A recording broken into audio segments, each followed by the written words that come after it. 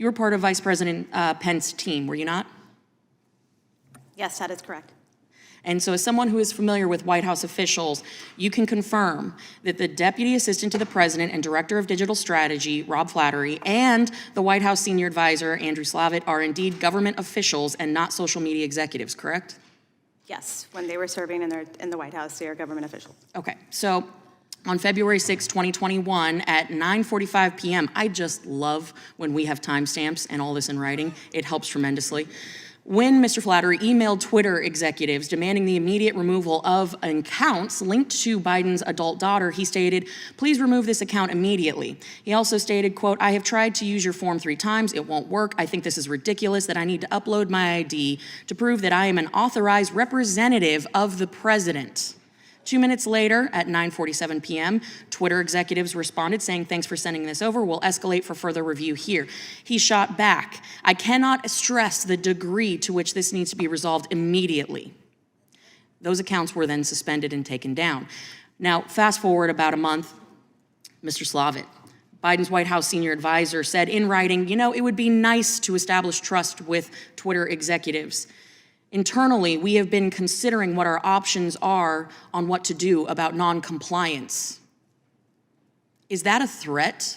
Would you consider that a threat from Biden White House officials to social media company executives to censor Americans' First Amendment rights? I think you would have to ask that question to them. I can't speak for what was intended by that message. If you were in that position, what would you do? Well, actually, I can tell you because I've had conversations with social media companies during the Trump administration while on Mike Pence's office, where I did call a social media company, and we did say, could you please take these photos down, if possible, because a U.S. missionary was killed brutally in Cameroon. Yeah. And Charles Wesco from Indiana, whose brother serves as a Republican in the Indiana state legislature. It was his brother who was killed brutally.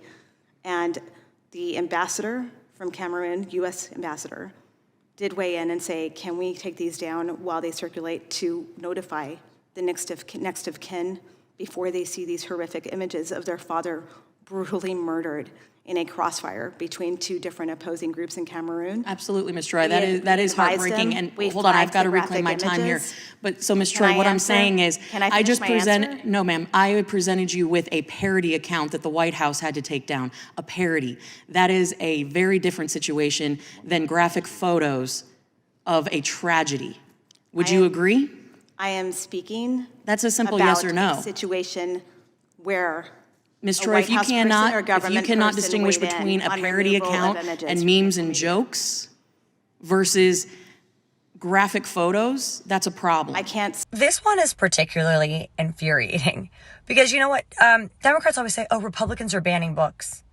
You know what kind of books I'm okay with not having in an elementary school? Ones about sex or inappropriate content for children that's sexual in nature. But anyway, that's a quick aside. Democrats are liars. They paint us as the party of censorship. Ha, ha, ha. Okay, we know that before the, whether it was through the FBI or another 3-letter agency, they were colluding with Facebook, Meta, Twitter, prior to Elon Musk. Prayers up, thank God for Elon Musk, because Twitter is now a free platform. Colluding to censor the Hunter Biden laptop. This government has, with COVID, they're called, remember, wait. The disinformation czar, that lasted about 3 minutes, that cuckoo bird woman, like with crazy eyes. Yeah. Disinformation is any information that they don't want you to have. It doesn't matter if it's true. They don't care about the truth. They care about the narrative. And that's why a woman like this POS gets on here and tries to say, the government's not censoring it, it's the social media platforms. Well, when the government is acting on behalf of social media platforms, the social media platforms become the government. Okay? And that's a violation of the First Amendment and free speech. Plain and simple. Anyone that believes these Democrats or believes the narrative, I really question their ability to conduct exercises in critical thinking.